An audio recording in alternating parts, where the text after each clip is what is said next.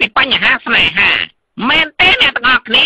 មែនហើយមកអញ្ចឹងខ្ញុំមានសំណួរមួយចង់សួរអ្នកទាំងអស់គ្នាតើអ្នកមានអារម្មណ៍បែបណាពេលដែលសង្សារចាស់ហៅស៊ីកាខ្ញុំឆ្លើយមុនគេ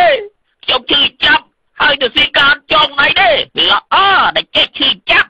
តែវាថោកទៀតណាត្រង់តែស៊ីកាអត់ចងណៃគេបើខ្ញុំវិញខ្ញុំនឹងទៅវាយកូនកំឡោះឲ្យហើមមុខហើយឲ្យកូនកំមុំមើលមុខខ្ញុំស្អាតជាងកូនកំឡោះតើទៅទេល្អបាននឹងអួតសម្រស់ដាក់កូនកំមុំក៏ប៉ុន្តែល្អបានជាប់គុកដែរព្រោះវាយកូនកំឡោះចំណែកខ្ញុំវិញ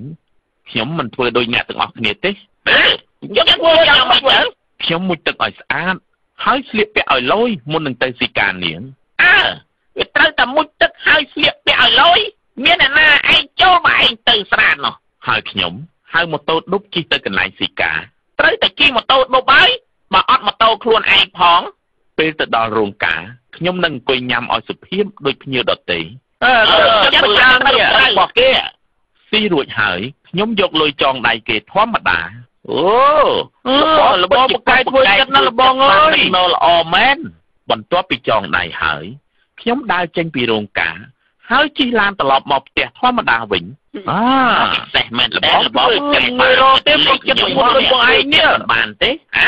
ក្រែងពេលទៅជិះម៉ូតូឌុបទេអីមកវិញបានឡានពីណាជិះគឺខ្ញុំលួចឡានកូនកំឡោះមកជិះដើម្បីជាការសងសឹកខ្ញុំបាត់ខ្ញុំបាត់ទៅសារពុកទីបំផុតលួចឡានខាងអ